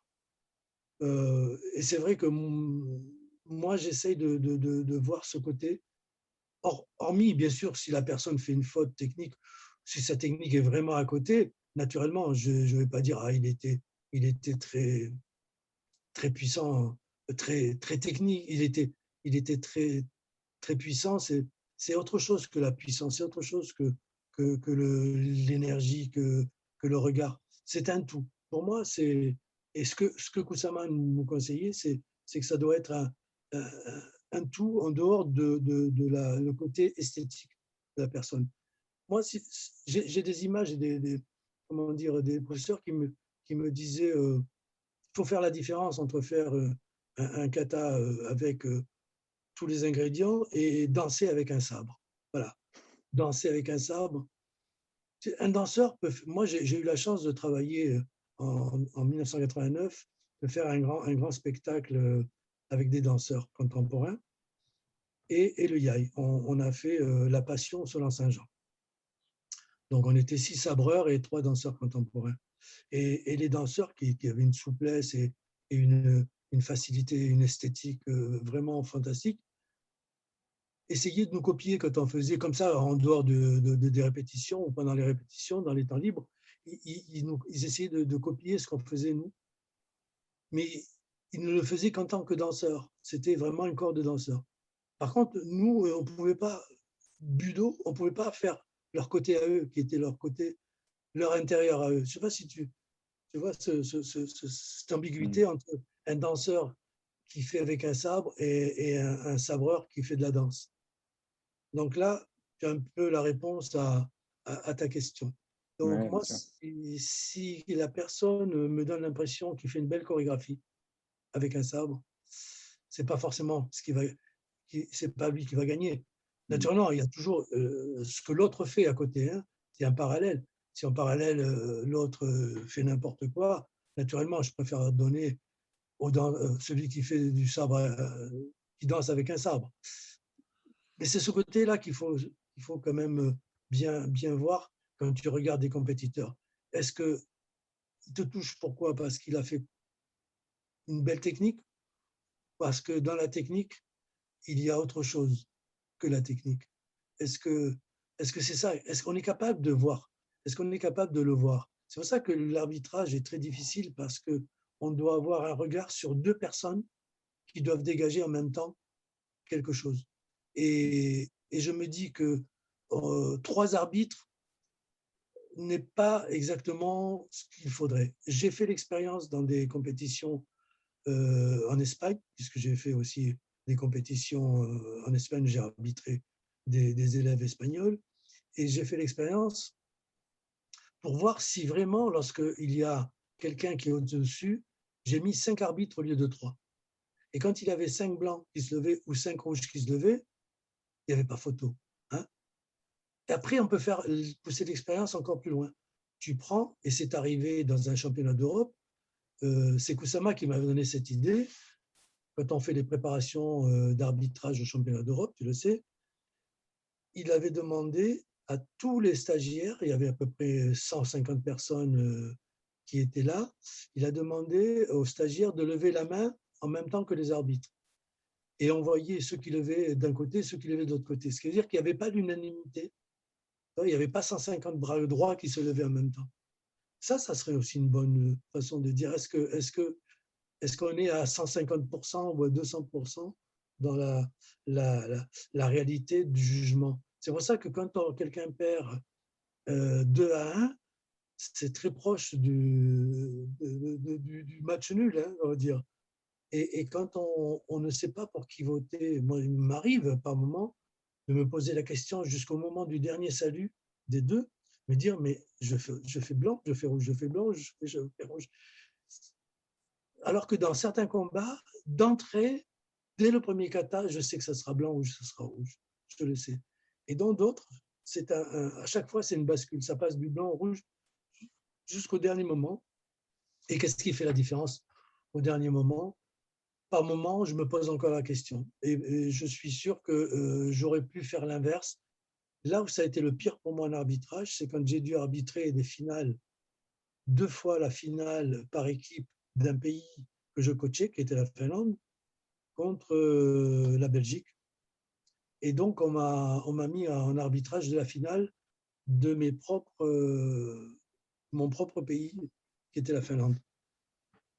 Naturellement, je savais bien qu'on m'attendait au tournant et que j'allais être jugé en tant qu'arbitre par rapport à ça. J'ai jugé de la même façon que les deux autres, sauf la deuxième fois, le deuxième championnat d'Europe, où au dernier combat, j'ai pas donné à la Finlande, mais un des deux autres arbitres a donné à la Finlande. Et je me suis dit, si j'avais donné mon drapeau à la Finlande aurait gagné. Et là, je me mords les doigts encore aujourd'hui parce que j'ai fait un mauvais choix. C'est Je sais pas, la difficulté d'être arbitre. Hein.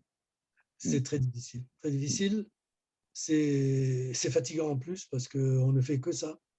C'est pour ça qu'il y a des moments où je me dis, mais j'ai plus envie parce qu'on passe 2 jours à ne faire que ça, que ça, que ça. Alors que le pratiquant, lui, il est du bon côté. Il vaut mieux être pratiquant que arbitre. Mm. T'as raison. Dans les conseils, toujours, c'est une question qu'on a abordée avec tout le monde sur l'attitude en stage. On a souvent parlé des Français et de leur attitude sur les stages, notamment, leur retard, etc.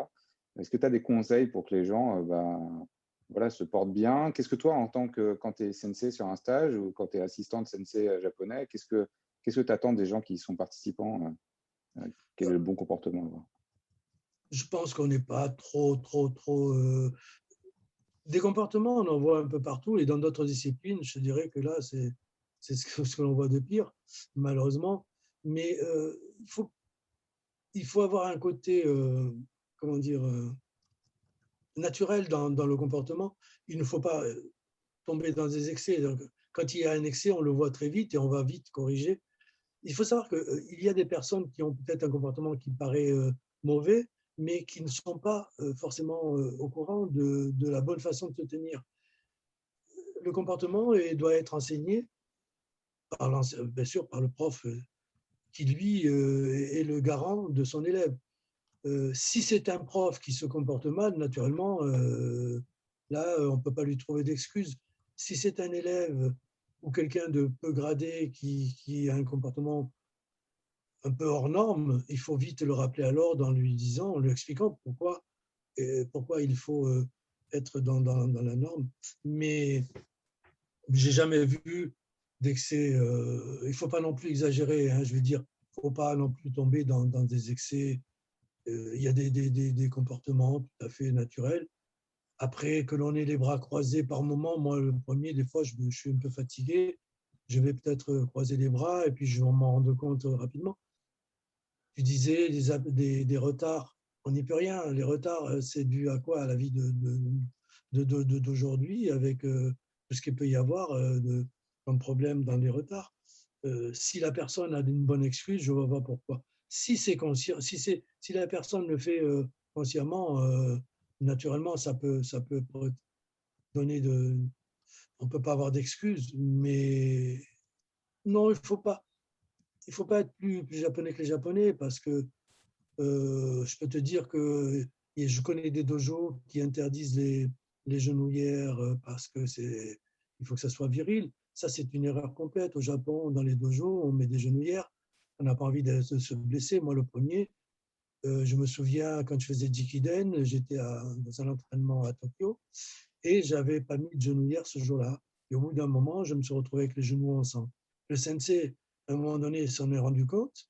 Il m'a engueulé, il m'a dit maintenant tu te mets debout. Il a envoyé un élève à la pharmacie acheter des médicaments pour me soigner. Et il m'a dit tant que tu n'es pas soigné, ton genou n'est pas soigné, tu ne pratiqueras pas à genoux et tu mettras des genouillères. Voilà, il ne faut pas tomber dans les excès. Bon, je te dis, j'ai des exemples d'excès où on te fait marcher sur le feu. Non, non, ça c'est fini, ça. Mm. C'est plus le Japon traditionnel. Il ne faut pas être plus réaliste que le roi. Donc, Ouais. on peut accepter certaines choses. Si ça, vraiment, il y a un excès, il faut le rappeler à l'ordre.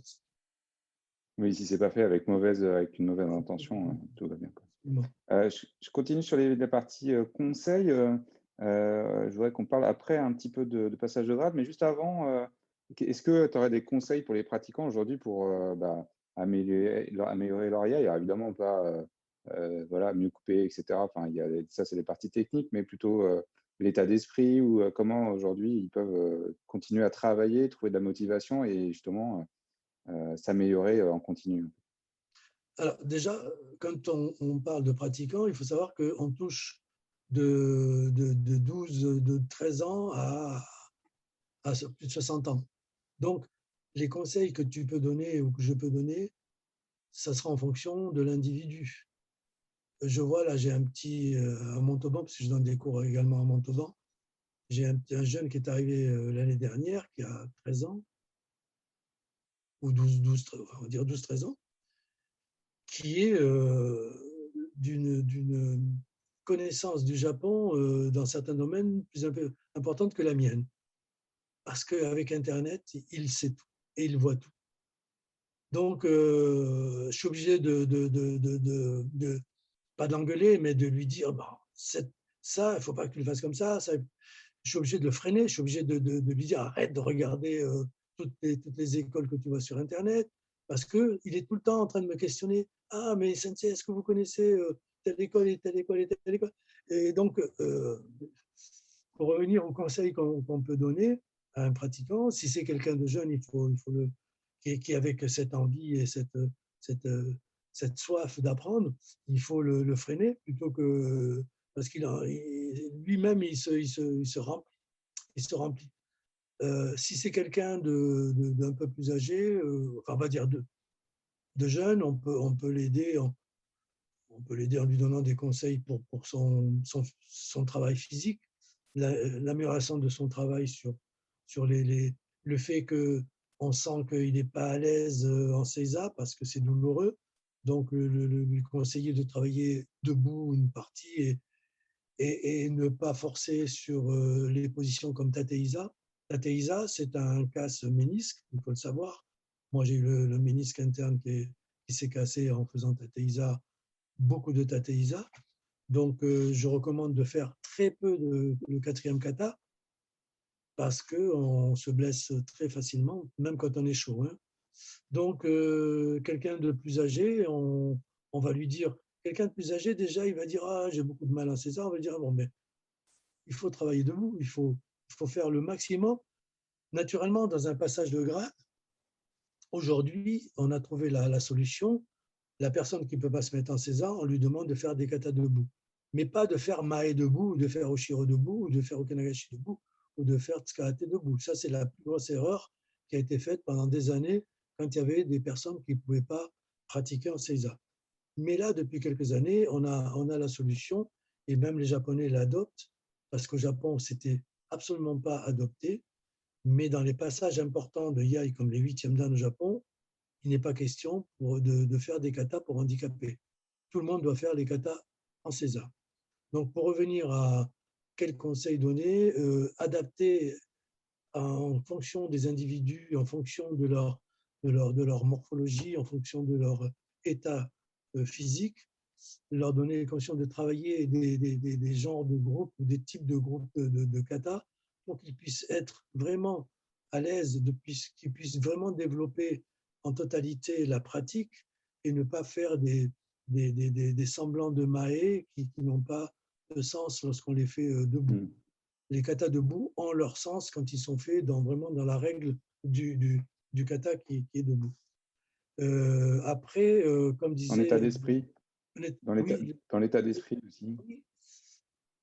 Alors, ce qui est important quand tu conseilles un pratiquant, c'est quand tu donner le sens du kata. Quel est le sens du kata? Qu'est-ce qu'il faut comprendre dans le kata?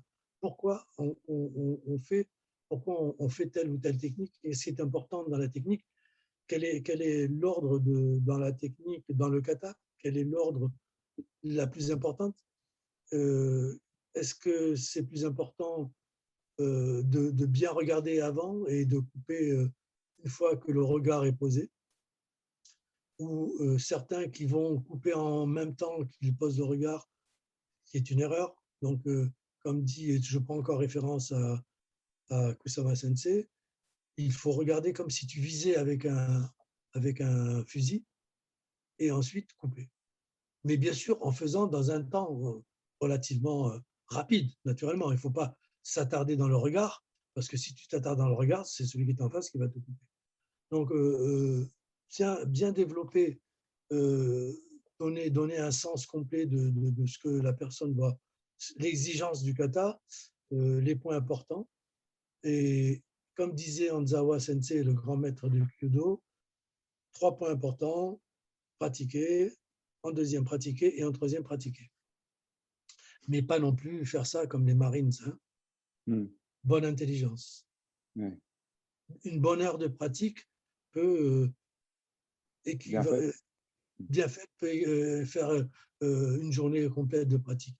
Mais je suis partisan de temps en temps, par exemple quand il y a l'anniversaire d'un élève, de faire Minsuburi. Tu vois, pour montrer qu'on peut faire beaucoup plus que ce qu'on peut imaginer. Je dis ça parce que quand j'étais dans ma période d'entraînement de Marines, j'ai fait des choses qu'on ne peut pas imaginer. Par exemple, faire 550 coups de pied droite et gauche en descendant à coupe-ton et remonter, sans m'arrêter. Tu vois, faire 2 kilomètres en saut de lapin au ras du sol. Ça, c'est des choses qu'il faut faire une fois comme ça de temps en temps dans sa vie. Mais par exemple, faire 1000 Suboli, quand tu dis à un élève, aujourd'hui on va faire 1000 Suboli, il va te regarder en disant, mais tu es complètement fou, ça n'existe pas, c'est pas possible. Il dira, ben, tu vois, on va essayer, on va faire 10 fois 100. Et ça sera plus facile de faire 10 fois 100 parce que si tu as 10 élèves, tu fais compter, chaque élève compte 100. Et tu verras que quand la personne arrive à son moment de compter les 100, il y a toujours cette énergie qui repart parce que c'est son tour à lui. Je ne sais pas si tu l'as déjà fait et si tu as dû le faire sûrement. Oui, d'accord. Et bien voilà, ça c'est un bon exercice aussi pour la motivation dans la pratique. Super. Merci Robert pour ces bons conseils. Un autre par rapport au passage de grade, tu nous as déjà donné une piste. Oui, le temps tourne très vite. J'essaie d'être concis et si tu peux être aussi plus concis sur cette fin de parcours. Tu nous as dit tout à l'heure pour les passages de grade de viser un grade au-dessus de celui qu'on présente. Est-ce que tu as d'autres choses comme ça qui peuvent aider les gens à se préparer pour leur prochain passage de grade? Puisqu'en plus, là, on a une grosse période où il ne s'est rien passé. Donc, il y a plein de gens qui vont vouloir passer leur grade au retour. Est-ce que tu as des conseils pour les pratiquants? Alors déjà, un élève qui présente un grade, est-ce que c'est lui qui le présente ou est-ce que c'est toi, Rodolphe l'enseignant, qui le présente ou qui présente cet élève? Quelle est la différence? Il faut se poser la question. Celui qui vient te dire Rodolphe, je vais me présenter, ou même au dernier moment, qui va dire je me présente, tu vas quand même être un peu surpris, non? Tu crois pas? Est-ce que tu vas lui dire mais est-ce que tu as le niveau? Ça va être ta première question. Est-ce que tu vas lui dire est-ce que tu te sens capable? C'est la deuxième question. Est-ce que tu as le niveau ou est-ce que tu te sens capable ou les deux à la fois? Si la personne t'affirme haut et fort, bien sûr, est-ce que pourquoi bien sûr? Pourquoi tu te sens sûr? Moi, je ne vois pas que tu es encore au niveau pour présenter un grade. Alors naturellement, est-ce que c'est un premier, un deuxième ou un troisième? Ou un quatrième? Un cinquième? Si c'est un premier, à la limite, tu peux être gentil, tu peux être tolérant, parce que c'est la première carotte qu'on va te donner. Le premier dan, moi je le juge en mettant mes mains comme ça. Hein, ça veut dire beaucoup de choses. Ça veut dire que s'il ne se trompe pas dans l'ordre des katas et s'il ne fait pas une grosse erreur technique dans le kata, il est clair qu'il y a 99 chances sur 100 de réussite.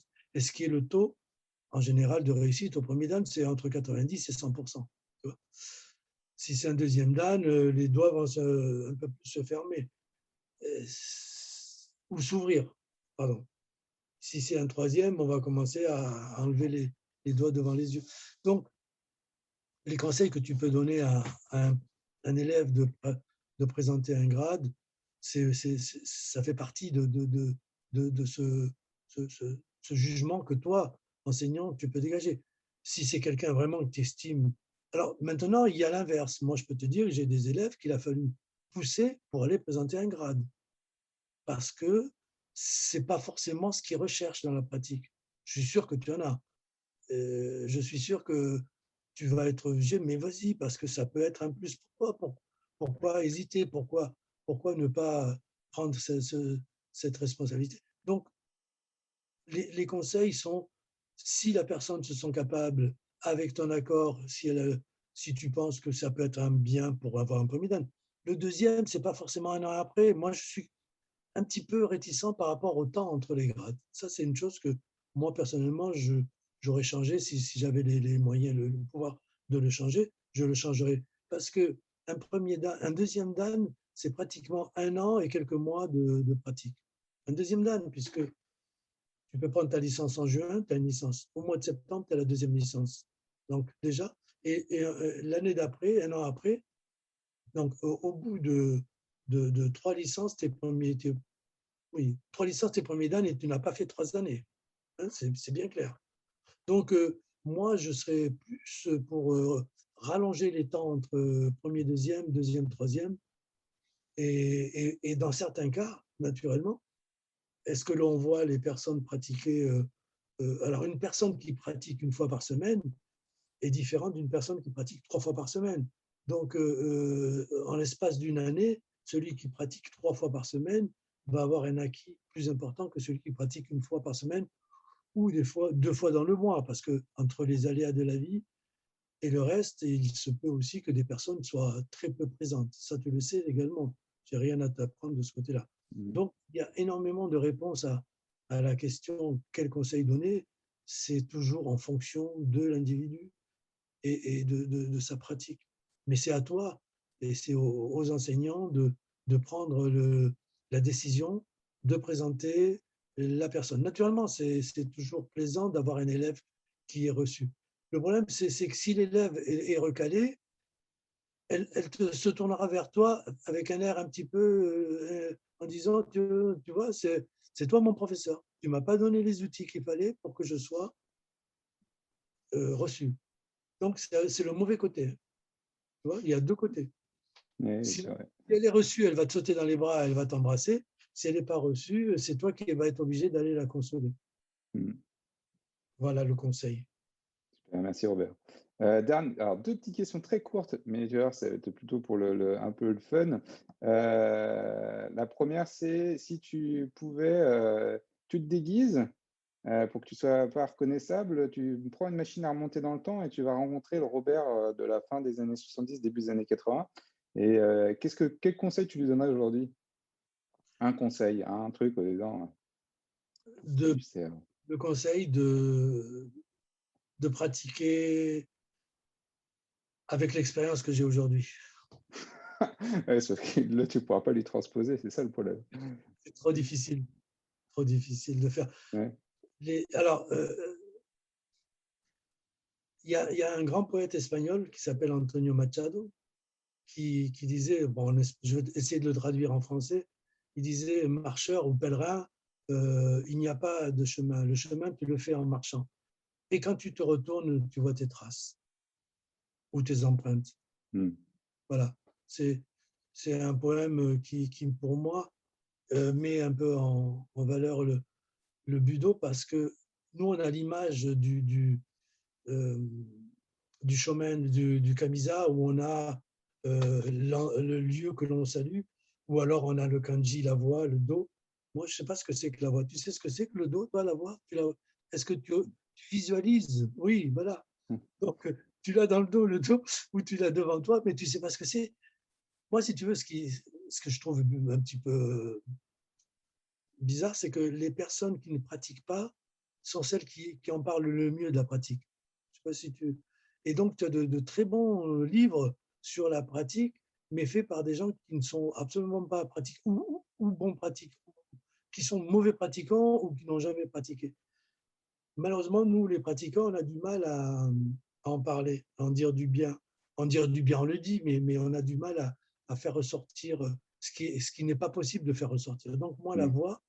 la voix, elle est derrière parce que devant, je vois pas, je vois pas. Voilà. Ouais. Merci. Mm. Très bien. Ah, Et la dernière question que j'avais, et puis c'était plus pour le clin d'œil, mais quand on voit des vidéos de toi en démonstration, on te voit souvent à Kama en tenue grise. Est-ce ah, qu'il y a une raison à ça? il y a une raison, oui. Alors, j'ai été tout blanc, j'ai été tout noir, et à un moment donné, je me suis dit, il faut être entre les deux. Entre les deux, c'est le gris. Non, non. Et oh, là, je plaisante. La tenue grise, c'est que dans l'école Chiolou, c'était la tenue de l'école à un certain moment. Maintenant, ça a un peu changé, mais à l'époque où moi, j'avais les deux pieds dedans, c'était celle qui nous reconnaissait. On faisait partie du Hombu Dojo, le dojo central. Donc, c'est une tenue, mais sans avoir, en faisant un grand saut encore en arrière, quand je faisais Muso Shinden, j'avais décidé d'avoir une tenue pour mon dojo spéciale, différente de tous les dojos de France. Et j'avais déjà fait faire par une couturière pour tous mes élèves, j'en avais à peu près 20 ou 25, j'avais fait faire les monts de ski avec les grandes manches gris. Et déjà, donc, dans les années 70, j'avais tous les élèves de mon dojo qui étaient dans cette tenue grise. Donc, j'ai aussi des photos avec ça. Et je ne connaissais pas du tout l'école de Xiu. Et je ne savais pas qu'il existait une école qui avait une tenue entièrement grise. Sauf que moi, bon, ben, j'avais fait que le haut, je n'avais pas fait le bas. Et quand j'ai connu l'école Xiu, j'ai vu qu'il y avait le haut et le bas. Mais ça ne m'empêche pas de mettre d'autres tenues, puisque j'ai du blanc, du noir, du bleu, du gris, j'ai du violet, j'ai... Oh, tu sais, c'est comme un smoking, hein, la tenue. Quand tu fais une démonstration importante, tu mets ton beau smoking, donc tu mets ton beau, ta belle tenue, le hakama rayé, qu'il soit gris, marron, qu'il soit... Donc ça, c'est comme quand tu as vu des mariages japonais, ils ont les belles tenues. Hein, donc après, tu peux mettre la tenue, le bleu de travail, c'est la tenue de Kendo. Pour moi, c'est le bleu de travail. J'ai Ouais, répondu? mais très bien. Ouais, ouais, super, très bien, merci beaucoup. Je Pour le t'interdis coup, pas, alors, je comment? t'interdis pas de mettre une tenue grise. Hein. Ah, ah, je n'oserais même pas. Oh, tu peux, Euh, toi, tu vois, hein. Ce que je te propose, vu l'heure, c'est qu'on élargisse les questions aux personnes. Alors, il y a des gens qui sont partis entre-temps parce qu'ils étaient au bout de la vie, De la de nuit. fatigue. Si parmi les personnes qui nous écoutent, s'il y a des questions pour Robert, n'hésitez pas, c'est le moment. Parce qu'on va Allez-y, pas, après, on va pas retarder les gens trop. je m'ouvre à vous. N'hésitez pas.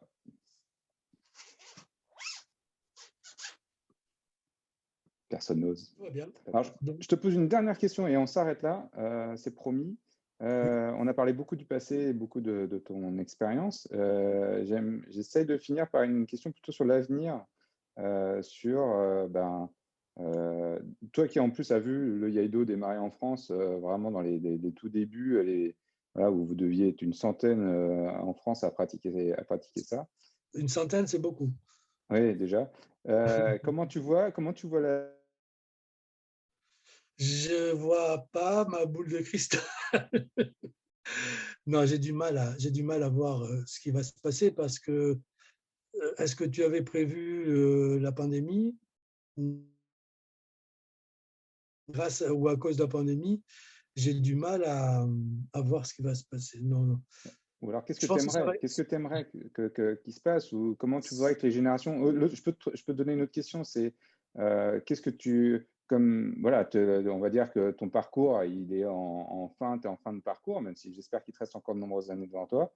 Comme tu disais, à 95 ans, ça sera encore, il te reste encore des belles années. Mais qu'est-ce que tu as envie de donner aussi? Qu'est-ce que tu aimerais que les générations futures euh, prennent en main? Peut-être qu'est-ce que tu vois, le relais que tu aimerais qu'ils prennent? Absolument. Alors, bien sûr, là, dans ta question, tu as donné la réponse. C'est que les générations futures, c'est toi, c'est ceux qui sont plus jeunes que toi. Donc, c'est à toi à donner, à passer le relais. Moi, le relais, il est pratiquement, comme tu dis, passé. Donc, toi et ceux qui sont juste avant toi, c'est la continuité. C'est surtout ne pas casser la chaîne, qu'elle soit de ton côté ou de mon côté. C'est à chacun de nous, dans notre région, dans notre ville, dans notre pays, à garder cette chaîne. Donc, on ne peut pas faire pour ceux qui sont plus jeunes. Ce sont les plus jeunes qui vont continuer ce que nous, on a fait. Nous, on a fait une partie du travail. Maintenant, il faut que ça continue. Mais on ne peut pas prévoir. J'ai du mal à prévoir et toi non plus. Si je te Oui, posais ça pourrait la être un question, souhait. Ça pourrait être oui, juste un souhait. voilà, c'est plus un souhait. Mais toi aussi, tu dois faire partie de ce souhait à ce que ça continue de la meilleure façon. Mm. Alors, bien sûr, pour simplifier, par moment, je me dis qu'il y a encore trop comment dire, d'élitisme dans certains groupes, que certains se sentent plus que d'autres, plus au-dessus. Il faut essayer de casser ces groupes qui se veulent plus que d'autres. Donc, mon souhait, ça serait, comme on vient de faire, si toi tu es d'une école X et moi une école Y, qu'on puisse continuer à se retrouver grâce au CT Kata, au CT Yai, qu'on appelle CT Kata, on va dire. Voilà, c'est plus ça. Donc, casser un peu, c'est mon école, c'est la meilleure, c'est la plus belle. Voilà, ça, c'est ce qu'il faut souhaiter de continuer sans se rivaliser avec ces écoles. Ok, super. Ce qui est bien, excuse-moi, juste pour rebondir là-dessus, c'est la vision qu'a eu le groupe de Kusama, puisque c'est lui le grand patron du YAI en ce moment au Japon, qui a été l'initiateur et qui a mis en règle les katas de CT pour les examens. Il n'y a plus de Koryu dans les examens au Japon, que ce soit 5, 6, 7 et 8e dan. Il n'y a plus de Koryu. Alors ça, c'est une bonne chose parce qu'il y avait quand même des points qui étaient difficiles à comprendre quand les 8e dan se présentaient dans les examens où il fallait présenter des Koryu. Mais ça, on en parlera si tu veux une autre fois. Merci Robert pour ça. Et alors, comme j'ai parlé pendant tout le temps, c'est un peu moi qui ai mené la danse. Est-ce qu'il y a des sujets que je n'ai pas abordés ou au moins un dernier ou quelque chose que tu dis, ah bah tiens, tu as envie de donner un dernier élément? Comme ça, non, mais on aura l'occasion peut-être avec les semaines et les mois à venir à nous retrouver peut-être encore en dialogue, soit de visu, soit par écran interposé. Je l'espère bien, j'espère bien. Donc, en tout cas, l'avantage, c'est que j'espère que les gens viendront plus facilement vers toi, maintenant qu'ils te connaissent un peu mieux. Peut-être que tu verras des gens débarquer dans les stages en disant « Oh, Robert Sensei, j'ai vu votre interview, voilà, je vous connais mieux maintenant. » Mais tu sais, je suis passé, je ne sais pas si je te l'ai dit, mais je suis passé à la télévision japonaise aussi, il y a 10 ans. Il y a 10 ans de ça. J'ai la vidéo si ça t'intéresse. J'étais mal à l'aise parce que celui qui me posait des questions, je lui avais dit je ne parle pas japonais, je parle que très peu, très mal. Et il me posait quand même les questions japonais. Il a fallu que je baragouine avec les 3 mots de japonais que j'avais. Donc, tu vois, c'était plus difficile qu'avec toi. En tout cas, merci à toi, merci d'avoir été présent. Je te laisse le mot de la fin si tu le souhaites. Oui. Et puis, Alors, merci de ta confiance. Et puis, je te souhaite que ton doigt soit rétabli, que tu puisses bien reprendre. Et puis, passe le bonjour à tous tes collègues, tous tes élèves et tous les collègues. Et merci à Johan, qu'on n'a peut-être pas vu beaucoup. Et si Johan a besoin d'un conseil sur les sabres, n'hésite pas à me contacter. Je me demanderais si je peux passer une semaine de stage chez toi à un moment. Eh ben, écoute, si tu viens avec plaisir, il n'y a pas de souci, j'aurai de quoi t'héberger. Tu peux venir. Ce serait gentil, on en reparlera. Super. Merci, Johan. merci Robert. À très bientôt et en espérant sortir de cette situation rapidement. Merci à toi en tout cas d'avoir été présent. Et puis, ouais, à bientôt. Au revoir.